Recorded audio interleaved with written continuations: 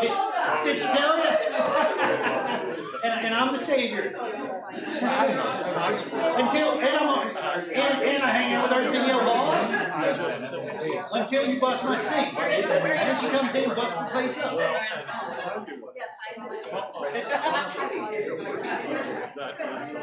All right. Ryan. Well, there's an interesting aspect. Good evening, everyone. Good evening.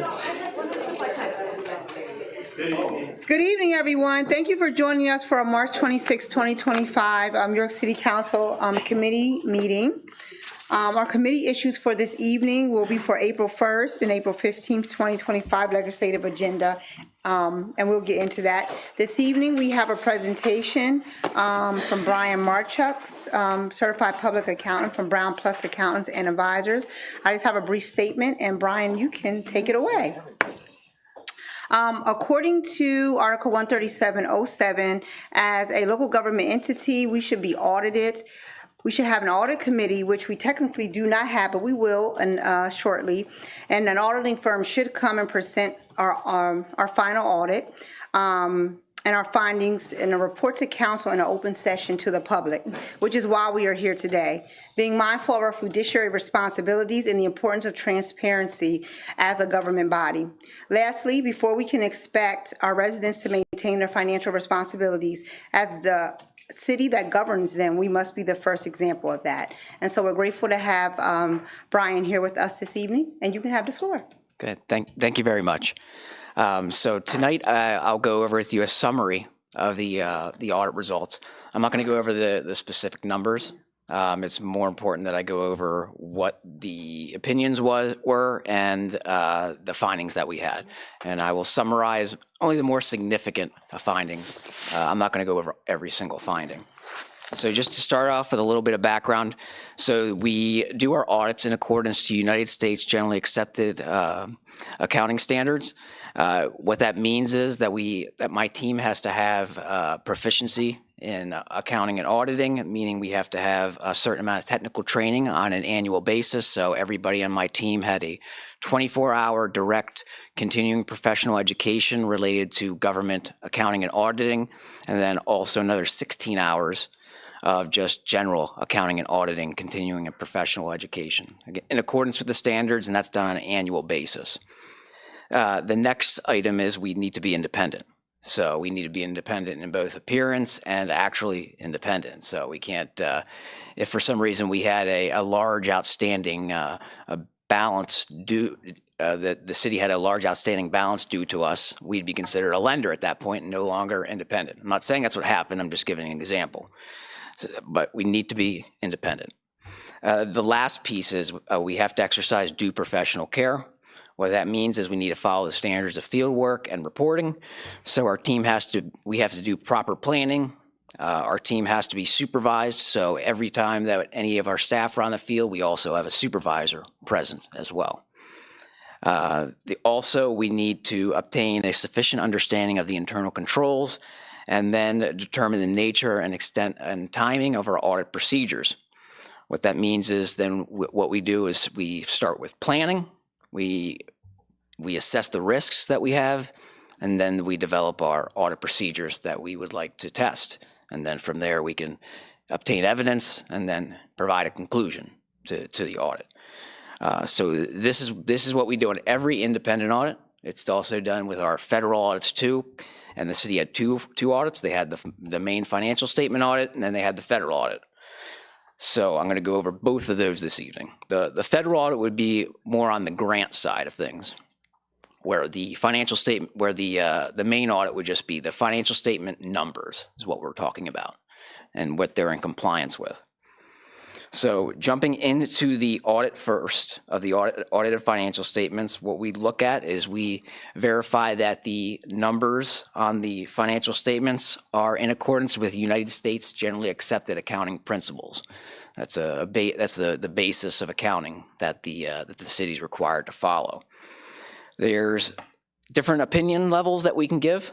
There's also partial opinion levels that we can give, but I'm only going to go into the main ones. So the levels of opinions that we can give is an unmodified or a clean opinion. So that means everything's in accordance with U.S. generally accepted accounting principles. We can then, a step below that would be a qualified opinion, or what we call a modification. And that's where we have some type of exception to some area, but the rest is okay. Then we have an adverse opinion. That means that the numbers on the financial statements are misstated. So there's errors. There's errors and the errors weren't fixed. And then the last one is a disclaimer. A disclaimer means we're not able to give an opinion. It's because we were not able to get all the evidence that we needed. So for the city's main financial statement audit, there was two levels here. There was a qualified opinion that was on the component units, and the component units consist of the sewer authority, the general parking authority, and then the redevelopment authority. The component units make up around 27% of the assets of the city in total, and then about 9% of the revenues. So it is a significant section of this. We did not do the audit of that section of the component units. That was done by another auditing firm, but we do review their results, and we have to get comfortable with their results and confirm that the evidence is appropriate. So they actually gave a qualified opinion. It had to do with the redevelopment authority, and has to do with not capitalizing all purchases of capital assets. So that's your property, equipment, and those were not all capitalized. So as a result, a qualified opinion was issued. Then we get to the other operations of the city. So this would be your general fund and all the other the main governmental funds of the city. We had to give a disclaimer. So again, a disclaimer means we could not provide an opinion. The reason we had to give a disclaimer is because we didn't have enough evidence to support the numbers. So I think what happened here that was significant is the audit was done how many years later. We have a whole different administration. The same administration wasn't there. So as a result, it's hard to answer for somebody else that you're not there for. You also have a change in auditors, a change in accounting system, and even though it's not the change in accounting system and software at that time, but now at current with when we did the audit, that changed. So all those changes together, we just could not get the evidence that we needed to provide either a qualified or a clean opinion. So just to keep in mind that an audit of the city historically takes about 1,500 hours for 1 year's audit, and that's just the city. That's just the city part. That excludes the redevelopment authority, that excludes the sewer authority, that excludes the general parking authority. Adding those on, you'd be closer to even 2,000. So it's a lot of time that goes into doing a 1 year's worth of a city's audit, the size of the city of York. So the other two, we also gave two other opinions, and this will jump into the federal audit side. So the first one was an opinion on the report of internal controls over the financial statements and compliance. And we also had to issue a disclaimer on that as well. Again, because we couldn't get all the information that we needed. We couldn't get all the grant agreements that we needed. We just did not get comfortable with the information. So as a result, we had to give a disclaimer. That disclaimer, again, is based on the lack of evidence based on our testing. The findings that we had on the federal audit side. So first, I want to note that we do look at the internal controls. We do test internal controls. We're not giving an opinion on internal controls, though. We're just giving an opinion on or would be giving an opinion on the effectiveness of those controls, is what we're giving it on. So there's two levels of a deficiency that you can have. You can have a significant deficiency, and then you can have what's called a material weakness. A material weakness would be something that would not detect an error that could change somebody's mind if they're looking at reports, and that's what a material weakness is. Significant deficiency, that would just be a step under that. It wouldn't be a significant error, but it's enough to let let the governance know that this is happening. So due to the number of deficiencies we had to automatically step it up to material weakness, because we have to look at it both independently as one deficiency and then altogether as all deficiencies.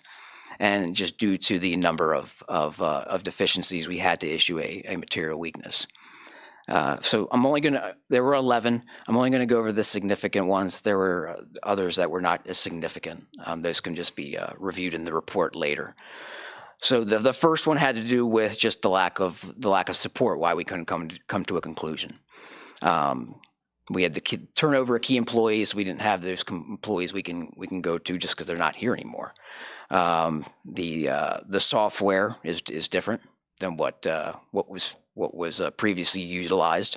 There were issues with the servers, and then there were just trouble finding things such as grant agreements from 5-6 years ago, bank reconciliations, any other type of supporting documentation just was very difficult to find, to locate. So as a result, that was probably the most significant, and that would be the basis of why we had to give a disclaimer on the financial on the federal audit side. The next one we had, material weakness wise, is to make sure that the finance department is preparing internal financial statements, and those are getting reviewed internally. That should be done on a monthly basis, just because we want to make sure that the council management knows what's going on, where the city currently stands. Is there issues with cash flows? So that's a pretty significant one as well, and it's just a part of the routine monitoring and of the systems that just need to be done. It gives you an idea of where you stand. The next one had to do with what's called the schedule of federal expenditures of awards. So we get the city gets grants, the federal grants, they get spent. Then what we get from the grant side, those personnel, we get a schedule that shows a summary of each of those grants and what was spent. There were issues with that schedule where there were incorrect expenses to several of the programs, just going to the incorrect programs. There were missing federal expenditures as well, and then also incorrect pass-through entity information. So some of the pass-through entities will get federal funds as well, and we couldn't get all the information from that as well. And then also the what they call a assistance listing, which is a number that the federal government assigns to each of the federal programs. Some of those were incorrect, and the titles were incorrect as well. Through time, those numbers do change from year to year. So the older numbers were used instead of the newer ones. The next one had to do with the incorrect dates, birth dates, and census data being provided to the actuaries who determine the pension asset or liability. So when the incorrect census data is being provided, that would cause could cause the liability, which is determined by the actuary, to be incorrect. Maybe it's not a lot, maybe it could be a little, but even when you're off just by a little bit like that, and it happens to a couple of different employees, that could result in a significant variance, just because that number is an estimate. The next one had to do with a lack of timely and accurate reconciliations, primarily the monthly bank reconciliations. Back all the way back into early 2019, there were just delays in the bank reconciliations being prepared. There were also some I don't want to say unknown amounts, but amounts that just couldn't be determined what they actually were. They weren't large numbers, but coming down to it, it could be $10,000 of this and $5,000 the other way. So when you have that situation, it's hard to tell what that's made up of. It could be a bunch of positives, it could be a bunch of negatives, or the net. I happen to think it's more of the net that was occurring, and that's why that resulted. The next one had to do with the previous audit, which was the 2018 audit. The federal data collection reform data collection form has to be submitted during an appropriate time frame because that audit was not completed within that time frame. That was also delayed, and as a result, it was not filed on time. So that one's automatic as a result. It has to be filed within a certain specific period, which is usually 6.5 months. And then the last one we had is very similar to the data collection form with the federal filing of the federal grant spending. The next one had to do with the uploading of the audited financial statements to the Electric Municipal Access System, which is the EMA website.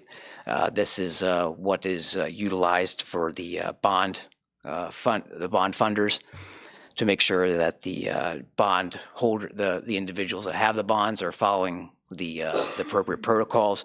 Within 6.5 months after year end, a financial statement also has to be posted on that website as well. And as a result, in the delays with the audit, it was not. So that's all an automatic material weakness as well. The other report had to do more directly with the statement of federal expenditures, so the spending of the federal funds. Those findings, there were 4 findings there. Those were really just very similar in fact to what the previous ones that I went over with you. So I'm hoping that you don't send me through the trap door, but that is a summary of the 2019 audit. Thank you. Right here. Thank you so very much, Brian. We appreciate your time this evening, appreciate you sharing and giving us a summary of our 2019 audit. I don't know if any of my colleagues on council have any questions or any comments. And if there are, you could have Kim email me directly or contact us. Well, thank you. Thank you again for your time. Have a wonderful evening. Thank you very much. And we really greatly appreciate it. And to our public and our community, if you're interested in viewing our 2019 audit, you can go to our website at yorkcity.org. It's under Government, York City Finances, and it'll take you to that audit as well as a few others that we have here in the city of York. So thank you. Thank you. Thank you so very much. Thank you. And now we'll move forward with our committee agenda this evening.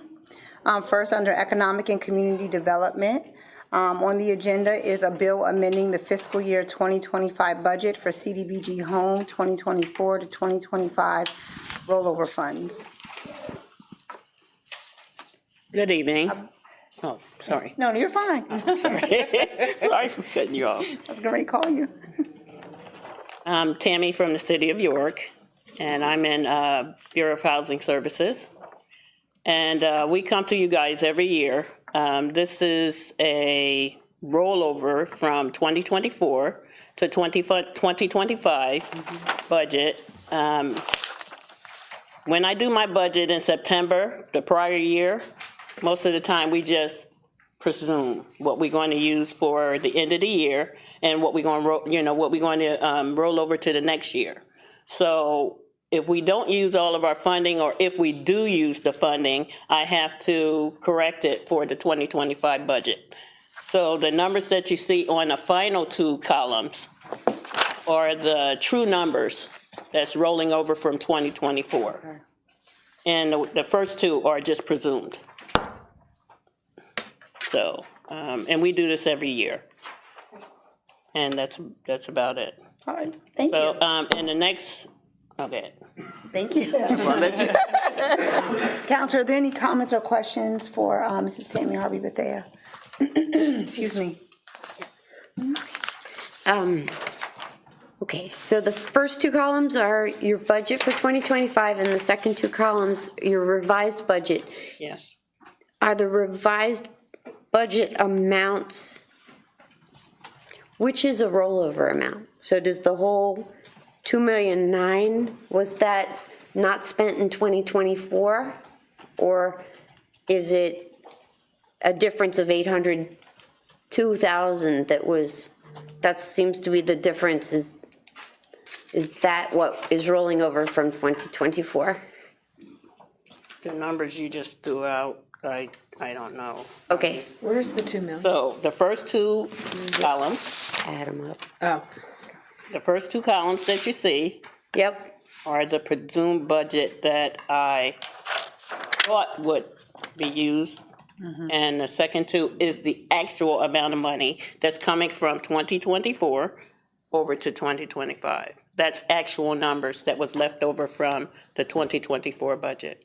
okay, so like the 1,585,000 for the total of the CD, CDBG, and yes, so 1,585,000 is correct. is coming from 2024 budget into 2025 budget. Yes. Okay. And then at the end of it, there was a $600,000 high-risk loan that, that was, I guess you're saying that was, we had a $600,000 That- in 2024 budget, and we're bringing it to 2025 budget. Yeah, That's correct.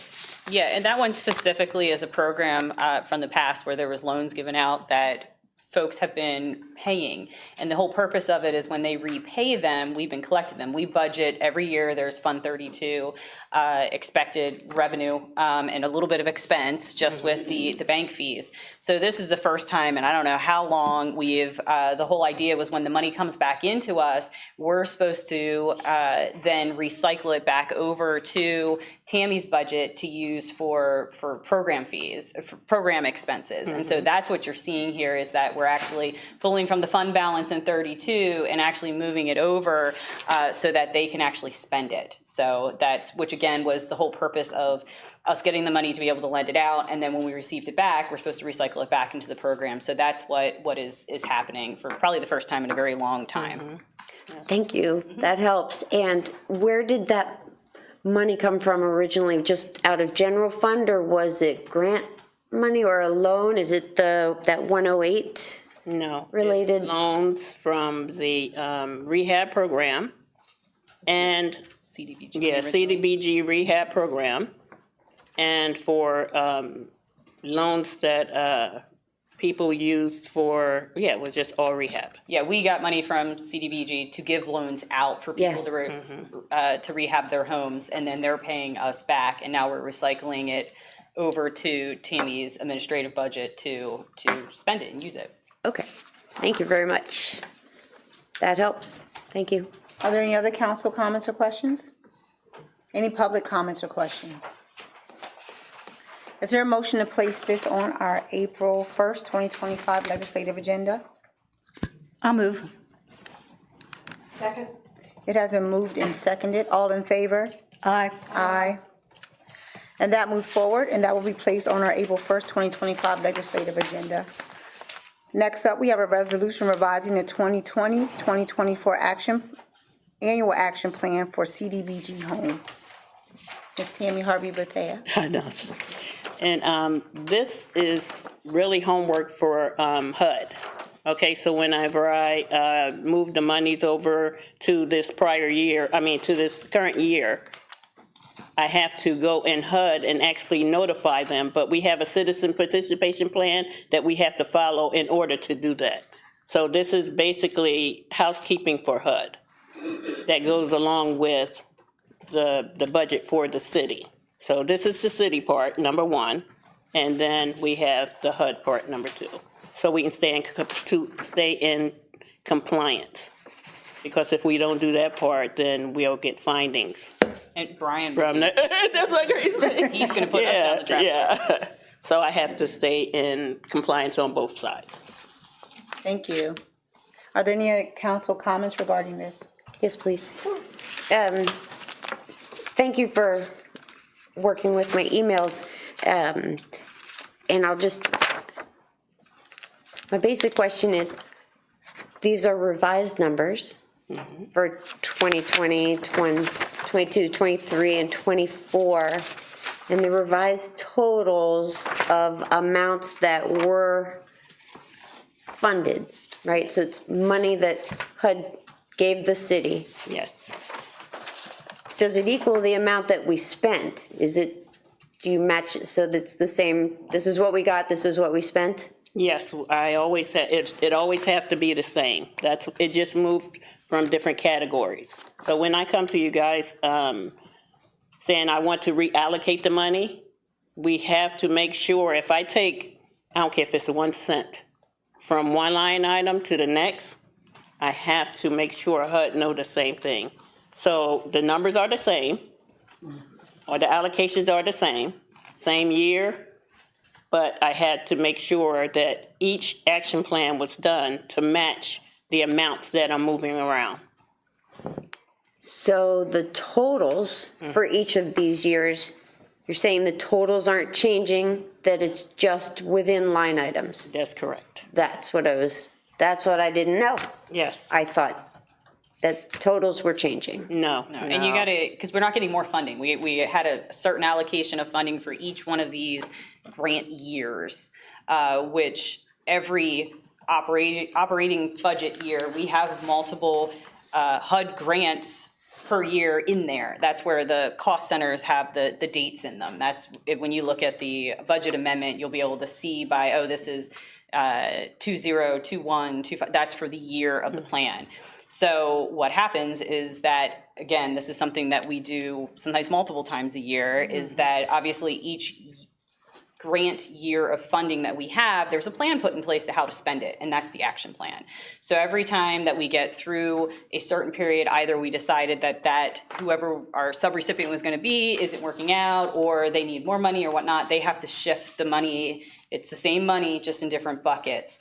The one thing to keep in mind is that since we essentially spend this money over multiple operating fiscal years, you're not going to be able to see, hey, for 2020, the total for the action plan is going to match what's in the budget for 25, because we have already spent some of it in the previous years. So that's just what I wanted to make note of. You're not going to be able to look at, you know, the items in 1 and look at the items of 2 on the agenda and be like, oh, they match number-wise, because 2 with the action plan represents the total funding we received, and with the budget amendment, it's just what we have left that we're going to spend this year. Thank you. Yeah, and maybe, I don't know if the resolution wording perhaps is where it confused me, because it says you desire to revise the plans to reflect the changes resulting in actual funding amounts.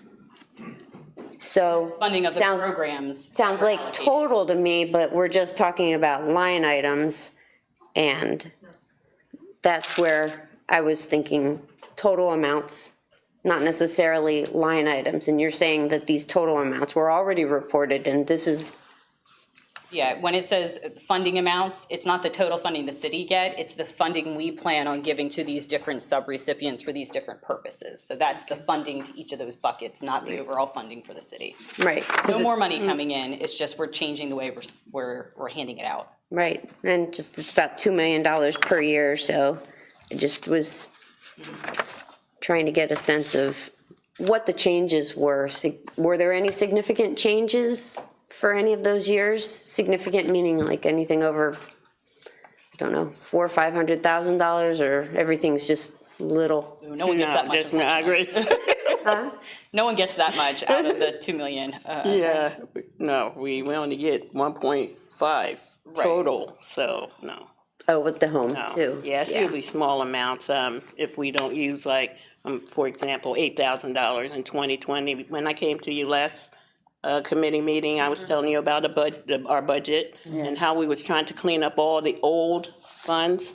So that's the same thing. We're trying to clear up the old funds to make sure that we are in compliance in HUD, or we'll lose those dollars. Okay. You know, because of what's happening now. Yeah. So we want to make sure we spend every dollar we can before they take it. Very good. All right, sounds important. Thank you very much. Is there any other council comment? Yeah, I just had a question. What is a Section 108 loan? So, before pre-me, probably back in 2000, they took one loan out. So we get federal funding, and the city could take a loan against the federal funding. right? So we did the streets. I think we did the whole George Street at one time. When I came, they took a loan out to do that. And we are allowed to pay it back out of our federal funds. So we have one more. We had two, so we have one more, and I think it's only like 3 payments left, Okay, and we'll be done. thank you. Yeah, you're welcome. Is there any other council comment this evening? Any public comment this evening regarding this matter? Is there a motion to place this on our April 15th, 2025 legislative agenda? So moved. Second. It has been moved and seconded, all in favor? Aye. Aye. And that moves forward to be placed on our April 15th, 2025 legislative agenda. I will now hand it over for public works to Councilwoman Dennis. Good evening. Tonight, we have a resolution awarding a contract to Goods Disposal for large item pickup. Do you have anyone that would like to speak?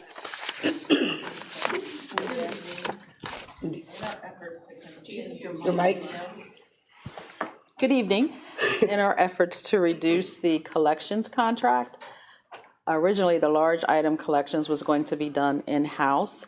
However, Goods has returned with a proposal to cut that cost in half. So they are offering to collect our large items now for $212,000.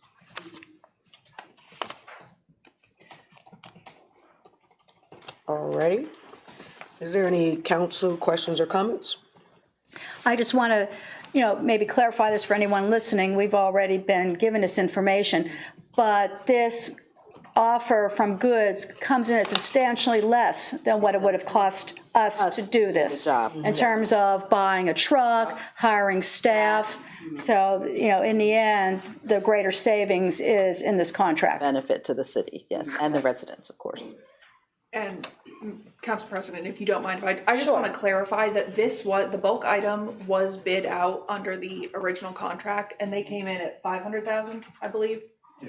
And It was still awarded to Goods as part of that piece, but when they bid $500,000 to do the bulk item, that's when we decided to pull it back, and they looked at doing it in-house. So it was bid out too high. And then as part of this, they gave us their best and final offer, and that's the number that's in front of you now. It was included. Thank you for the opportunity.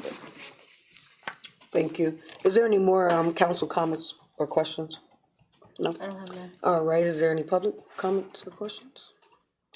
All right, with that being said, is there a motion to move this to our April 1st legislative agenda? I make a motion. Is there a second?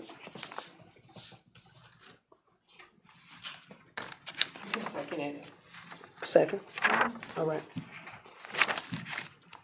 With that being said, is there all in favor?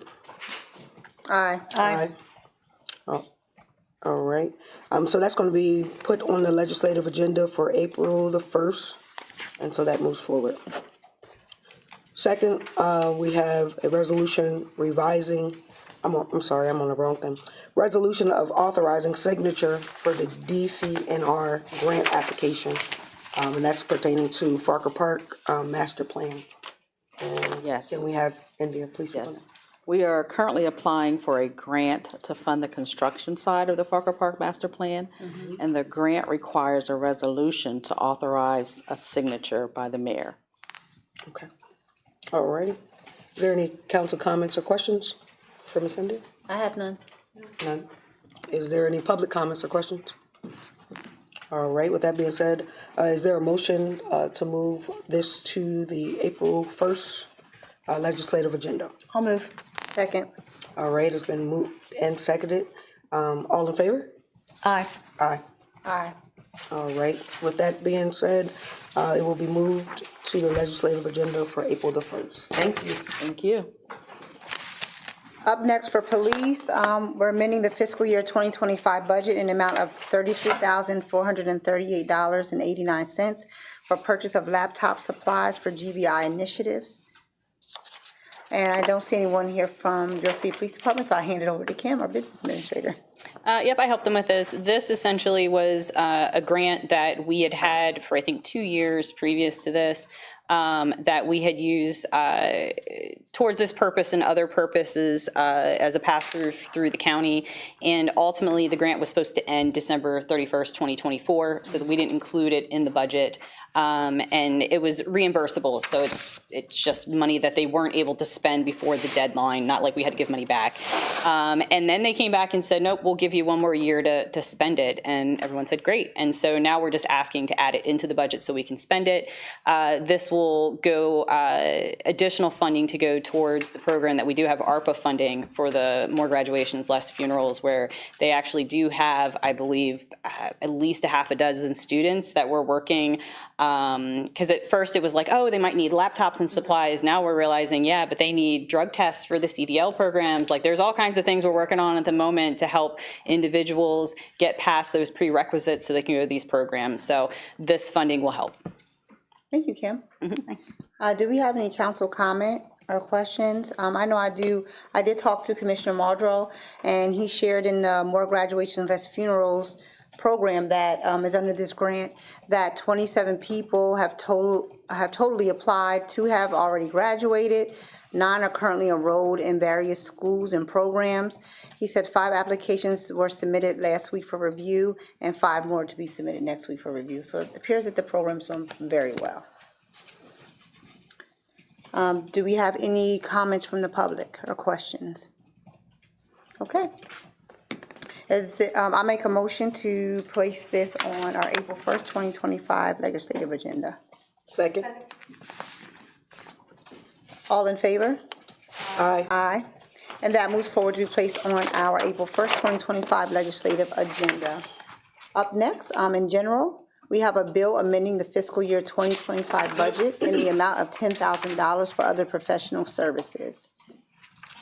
And I would open it up to our treasurer, Mr. Jeffcoat. Oh, we have an unplanned absence in the treasurer's office this year due to one of our staff members who's going to be out for an extended amount of time. Obviously, we had no idea that we were going to need to hire a temp person to cover while this individual is out of the office. We do have a surplus of about $12,000 in the '24 budget, and just like over here, we would like to carry that 10,000 of that forward from the '24 budget to the '25 budget to help us cover these unexpected expenses in 2025. Thank you. Do we have any council comment regarding this matter? Just a quick question. Would this make your department fully staffed? Is this the staffing that you need to? No, not yet. We do have a position that we're in the midst of working on that was approved by council in the '25 budget. We have revised that job description, and we're hoping that it's going to get out there soon. The job description has been approved by the union. It is a union position, and it's approved by the second level, not only, the level here, we have to get them approved out of Harrisburg as well. So we hope that that's going to happen, and we're going to start that search very quickly. What is the title of the position so that if anybody's watching, they can look for it and apply? It's a clerk cashier position. They'll be helping us with financial data and bookkeeping, as we've heard a great deal about from the auditor. So we're able to answer any questions that come up. And since you opened the door, we're very delighted that the Treasurer's Office had a clean budget from the 19 audit. None of the things actually affected us, and we had all the data that we needed to support them. Good job. Thank you. Is there any other council comment or questions? Any questions or comments from the public regarding this matter? Is there a motion to place this on our April 1st, 2025 legislative agenda? I'll move. Second. It has been moved and seconded. All in favor? Aye. Aye. and that moves forward to be placed on our April 1st, 2025 legislative agenda. Up next, we have a resolution authorizing legal counsel for the treasurer's office. Mr. Jeffco. The ordinance of the city required that the city council approve legal services for the treasurer's office and the controller's office. We have this already in our budget, money to do this, but thanks to Brett, who said, well, the requirement is outlined in the solicitor's budget that it needs to be approved by city council. I'm asking for that approval. Thank you. Is there any council comment? So this really isn't any different than, say, if council, optioned, and we talked about last year, if we wanted our own solicitor, that would be allowable. So this is kind of the same thing, and I take it that the Office of the Treasurer and Controller, with their great financial responsibilities, could probably use and have that resource. And, if we had the choice, I think, I have no problem with giving them the choice. What kind of need or what kind of things do you see? What might you need counsel for? Well, I think there are a lot of questions we have about the ordinances, the third-class city code, our optional charter. And as we move forward, I think we have some significant problems that we're going to have to deal with. We all know we have major financial problems, not only in the audit, but just balancing the budget as we look down the road. I would surely like to explore those opportunities as well. Maybe it's time to look at some other structures for the way we operate with a little more professional management. We have a huge budget. It's hard for someone to come in with all the expertise that's really needed to run an operation of this size. And I would look to have some advice and warning as to what we need to look at and what we need to consider as we move forward. Ms. Council President, if I may jump in and clarify this one too. So just to clarify, the city solicitor is attorney to controller and treasurer's office as well. But like Councilmember Janescu said, you guys looked at your own separate outside counsel. So this is the same thing. He has access to counsel now, but the treasurer is looking for separate outside counsel. I just wanted to make that point. Thank you, Solicitor Flowers. Thank you. Thank you, Mr. Jeffco. Any other questions or comments from council? Any questions or comments from the public? Is there a motion to place this on our April 1st, 2025 legislative agenda? I'll move. Second. All in favor? Aye. Aye. And that moves forward to be placed on our April 1st, 2025 legislative agenda. Up next, we have a resolution amending the UCC Board of Appeals Cooperation Agreement. I don't see anyone here from your County Planning Commission, so I will turn to Kim or Brett, probably. or Brett. I can answer that, Brett. Okay. Yeah, thank so the city participates in an intergovernmental agreement with the Planning Commission, with the York County Planning Commission to do an appeals board. And there's an update, what was to the update they asked us to do? I need to pull. I'll say to the qualifications for members. Oh, yeah, they were expanding the qualifications because they're having trouble sitting Yes. people. Our qualifications were more limited than what's called for under the Uniform Construction Code. So this just makes the change to match the law instead of the narrow qualifications to see if they can sit more participants. Thank you, Sister Flowers. Is there any council comment regarding this?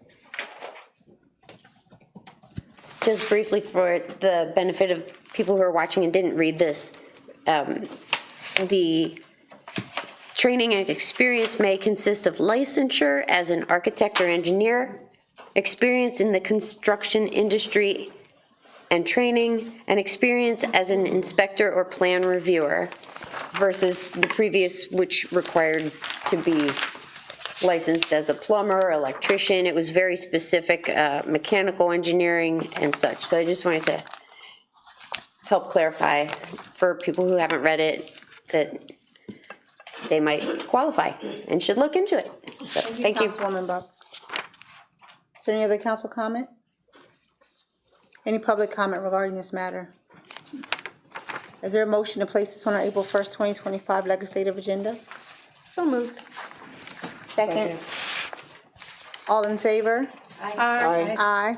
That moves forward to be placed on our April 1st, 2025 legislative agenda. Moving along to our Rules and Administrative Code, I will hand it over to Councilwoman Buck. Thank you, President. There we go. Did we leave 181 or did we pull it? 181, that was the hearing rule Okay. Yes, sir. on that. Would you like me to summarize what we've Yeah, the been first doing? item on the agenda is bill amending Article 181. For the boards, authorities, and commissions and how they are managed in the city. I'm going to start with a quick quote I think spells it out.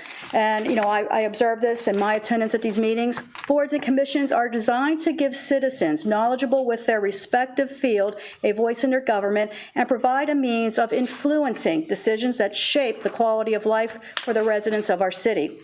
Participation on a board or commission is one of the most effective steps citizens can take in having an active voice in their government. I've been attending these meetings, and you know, I've learned a lot attending these. Clerk Thompson and I have agreed that there is a need of some administrative procedure.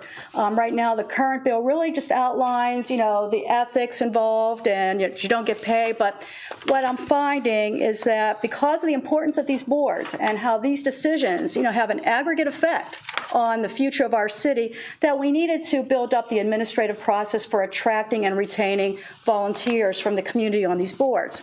So because of this, you know, we worked together, Diana, Clerk Thompson and I, to revise the Article 181. What we want to do is include a standard application process.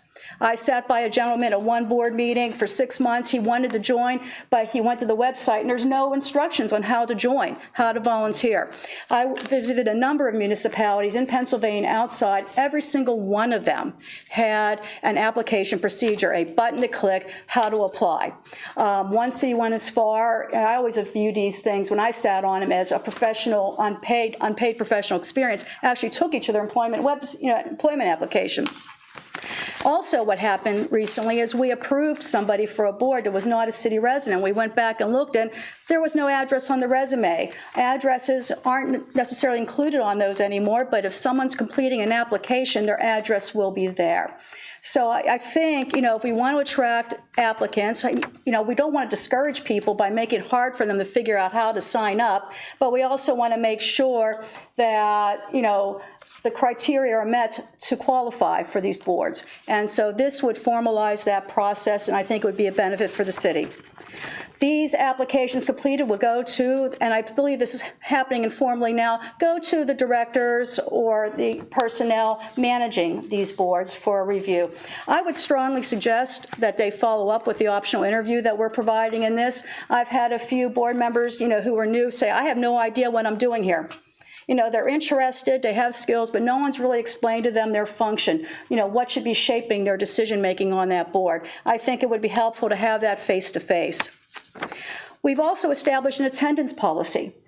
I've been going to HARB, RDA, planning, and zoning, you know, meetings for over a year now.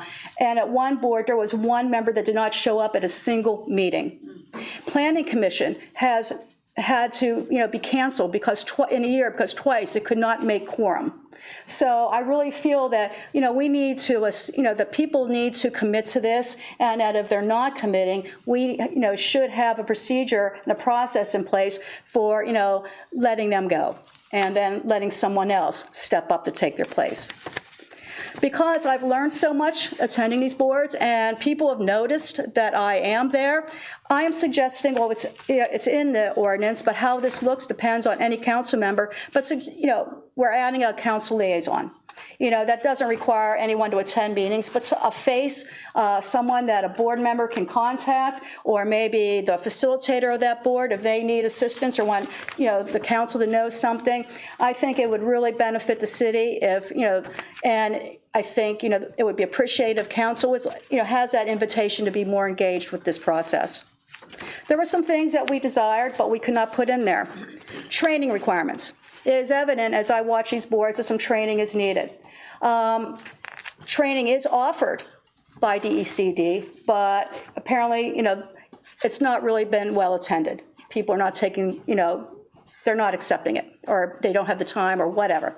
But because we did not know how to execute a mandatory requirement, we can maybe revisit that at a later date. Some cities outside of Pennsylvania did not have a residency requirement. And when you look at how hard it is to find, just like the York County, we just discussed that, trying to get, members on their board, there are some people who are really involved in this city. They probably are here in the city more than they are in their homes outside the city. And they have talent, they have, they want to contribute. So they have a real vested interest in the city, but they cannot qualify for boards. And that's a matter of state statute that we have no control over. Term limits were a feature in a lot of these ordinances. We passed on that. I recognize attending these meetings that what's really holding a lot of these boards together are our longtime members. And we would not want an arbitrary term limit to push them out. And so, we did not go with that. But anyway, we really, Clerk Thompson has been wanting to, she manages a lot of these applications and these interests when they do find her. We think it would really, again, the administrative process would clean this up. I think it would improve, I think it would be helpful for the boards. I think they would feel better supported. I think it would attract more members if they knew how to contact us with their interest. So that's where we are. Any comments or questions? I would just say thank you very much, both to Clerk Thompson and to you, Councilwoman. I think it will add a layer of professionalism as well, and also benefit us as council members in being aware of what goes on as liaisons. Great. I second that too. When I wanted to get on zoning, it was a confusing process, so I look forward to making it clear for any viewers or citizens who want to participate, because you're right, there are people who want to and they don't quite know how to get in on it. So Great. So is there any comment from the public? Okay, then is there a motion to place the item on the requested legislative agenda, which I think we would be April 1st? I'll make a motion. Second. Okay. And can I have move for a vote? Aye. Yes, aye. Favor, yes. All in favor? Say yes. Opposed, no. Okay. That moves forward to be placed on our April 1st, 2025 legislative agenda. Thank you.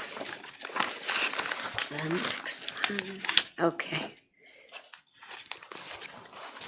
The next item on the Rules and Administrative Code agenda is a bill amending Article 513, Vehicle Operation and Parking, to include parking restrictions during special events. And this item was submitted by the solicitor, and we have Cottrell Barnes, the director. okay, good. Do we have someone to speak on this requested amendment? Good evening. This is just kind of an update to the current ordinance that just kind of covers not only the York Fair, but other events that are declared by the city as needing additional parking enforcement and parking restrictions in the neighborhoods that are listed in the ordinance. So we're starting to see that there are going to be more events being held over at the York Fair. The first one being in May this year, at the end of May. And it's a pretty large event, expecting more than 20,000 people to actually be at the event. And our concern is just making sure that those restrictions are in place so that way neighborhood parking where it's not supposed to be taken up isn't taken up. So does that mean every time there's a large special event that, just like the fair, residents are going to have to go and get a pass? Isn't that what they do now? It doesn't necessarily mean that. What it means is that we'll look at the event. We usually will look at it through traffic safety or some other lens, and we'll try to determine how large the event is and if there's going to be an impact to those neighborhoods. And if we deem that it's going to be an impact, then we'll put those restrictions in place and make sure we notify everyone to come pick up permits for it. Okay. I know they've had some events, some large events recently. Has there been any complaints from residents There's always complaints from residents. about that? Well, about the issue at hand today. So the biggest one that we've seen, or the largest ones that we've seen, were actually during the fair. There was like a Lainey Wilson concert last year that had over 14,000 people. So there were other events. So with this one, it's called Rock the Country. That one is supposed to bring in about 20,000. They're going to have RVs and everything else. They're going to have, all sorts of stuff happening. So we just kind of want to jump ahead of it and put those restrictions in place so that way, the neighborhood's not as affected as what it could be. So. Thank you. And that process is that the residents in that particular neighborhood, need to come in and get a placard or? Yeah, we have a permit that when we have instructions for it and everything where we'll send a press release out to let people know that you'll need to pick this up based on the event that's anticipated, with the instructions on where to put the permit, and the enforcement team will know exactly where to look for it, all of those things. So we try to cover as many bases as we possibly can, even with vehicles that may have tinted windows in the rear, like, your SUVs now and stuff like that. So we give the residents probably 3 to 4 weeks to pick up those permits, and they're available through the end of the event. But we'll put that out and we'll answer those questions while we're on the street. Now, this could be quite inconvenient for residents if it happens over and over. Is there a thought to going towards one blanket permit, and they're told that they will need to use it during this event, instead of having people try to adjust their schedules to come in, go back and forth to City Hall? Possibly, but given the amount of time that we give people, we haven't quite gotten there yet. So I don't really want to put the cart before the horse yet. Until we get just planting the seed. Yeah, I know. I've already been there trying to figure out ways to maybe do it electronically or do it other ways, so that way, people move all the time, stuff like that. So, trying to think of those things so that way, you don't inconvenience people too much. But we have a large chunk of the day where they're able to pick it up at 2 locations. They're either able to pick it up here or they're able to pick it up at York City Police Department. So we give people a lot of options right now. But we haven't had to deal with a large number of events. So right now it's like 1 or 2. So we'll continue to look at that and see if there's another way that we can do the process. Thank you. Yep.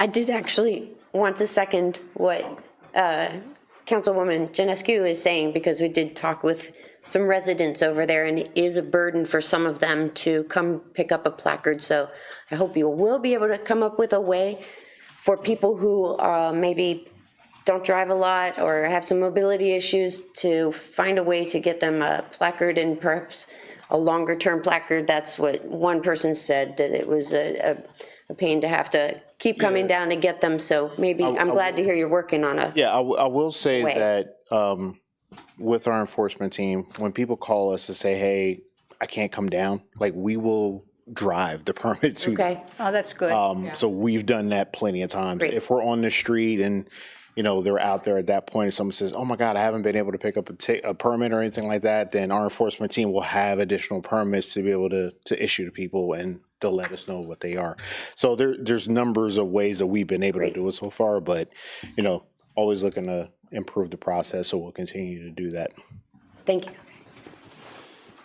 Are there any comments from the public? Hearing none, is there a motion to place this item on the April 1st agenda? I make a motion. Second? Okay. It was moved and seconded. Can I move for a vote? Or does all in favor say aye? Aye. Aye. Thank you. And that will be on the April 1st legislative agenda. The last item on the agenda tonight is a bill amending Article 1761, licensing and inspection of tenant-occupied residential and all institutional occupancies. So that's being pulled from the agenda tonight Okay, and being moved to the April agenda. great, because I had, thank you, edits. So, and that's all I have. Thank you, Councilwoman Buck. Is there any council comment this evening? Any administration comment? Oh, I apologize. I do have a council comment, and it was School Board Director Margie Orr was at our last legislative meeting, and she said that the school had to pay for parking in the lots across from York High and across from the their administrative office on Pershing. And I checked with the traffic committee and the traffic team, and they confirmed that there are no charges to the school district for parking fees in those parking lots. And the other item she mentioned was that the school had to pay property tax on a building or maybe one of the buildings, and it was also confirmed that we could not find that they're being charged property tax on any of their properties. So would need a specific item or location if she's aware of something. So, thank you. Thank you, Councilwoman Buck. That is the correct statement. I thought the same thing. So, question, so just to make this clear, yes, just to make it clear, Councilwoman Buck, you're saying that there is no charge? This is what I was told. All right, can you speak on that, because that was a conversation actually at work today? Yeah, I'm not sure where any of that came from. After 5 p.m., Yes. parking lots are free. After 5 p.m. Yes. But before, you will be ticketed if you are in those lots, correct? Yes, you can't be ticketed if you don't have a permit to park in those lots during the day. Correct. After I just 5 wanted to make o'clock. sure that was clear. Yeah, I've been to many York High games and the lot's full. Nobody's paying for anything or Right. anything like that. So, After 5. Yeah, after 5. Usually those games are 6:30, stuff like that. So you won't see anything there. But I wasn't sure where that came from at all. Right. But yeah, after 5 o'clock. I just wanted to make it clear, because I do work at the high school. Yeah. I wanted to make it clear because I do work at the high school and didn't want an influx of people parking there tomorrow and being ticketed before 5 o'clock. What do you have going on tomorrow? No, I'm just Oh, going just- off of the comment that was Okay, just okay, made that we're not charged. Yeah, no, not. But the time, it's a time frame that we are not, 8 to 5. Right. You need a permit. After 5 o'clock, you don't. And the school has called me many times to, you guys are having events. we're having something, yes, Right. like last week. Yeah, and for those, we give you guys grace for that, Absolutely. and we Yes. haven't charged you for it, so, Yeah, I yeah. just didn't want anybody to be confused. No, And, we're good. yeah. Clarification, thank you. Thank you. Thank you. Thank you, Councilwoman President. Our next committee meeting is scheduled for April 23rd, 2025, here in council chambers. As a reminder, all agenda items will be due by 12 noon on April 16th, 2025. This meeting is adjourned. Everyone have a wonderful and safe evening.